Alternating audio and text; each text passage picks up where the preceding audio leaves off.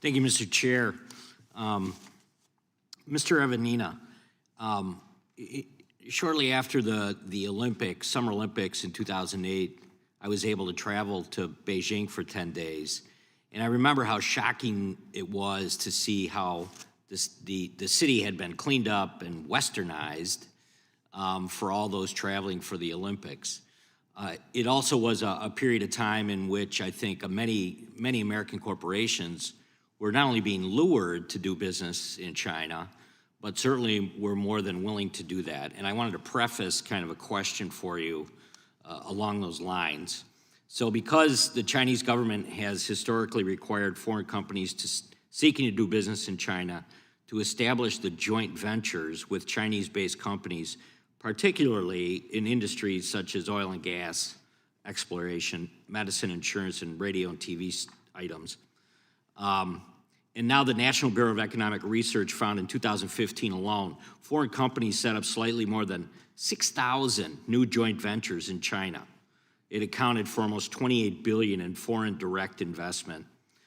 And then the same study also found that as soon as 3 years after inception of these joint ventures, we all kind of know what's going on, the Chinese firms in that same industry not only exceed the technology that was brought to them by American corporations, but then also increase the productivity related to that entire industry. So my question to you is, sometimes I think we're our own worst enemies in this area, in that we continue to allow corporations to enter into these joint ventures. They, at the end of the day, come away with millions of dollars in new revenue and productivity, but are we kind of chasing our own tail in this regard? I'm wondering if you could respond to that. Congressman, thanks for the question. A bit complicated response, but yet simple in terms of thought process. I think a couple things are true with your statement. Number one, we don't play by the same rules as the Communist Party of China. We have the greatest capitalist society country in the world has ever seen, which results in businesses and industries wanting to invest globally to have a significant return on investment. And that has been true for 2 decades with anything you invest in with the Communist Party of China or companies that are within that country. So that is true. So it's hard to say to a capitalist society business entity, don't invest in China because of X, because we are a capitalist society. But for the first time ever, I'll proffer to the subcommittee that we are in a space right now where our global supremacy, our capitalist mindset is clearly superseding and overlapping with our national security and national interests. And I think it's going to be a crosshairs where we have to now look at what's the obligation of a financial industry, of a corporate or startup to say, listen, your investment in the Communist Party of China is fair from a capitalist perspective, but it's writ with security issues for you and the nation.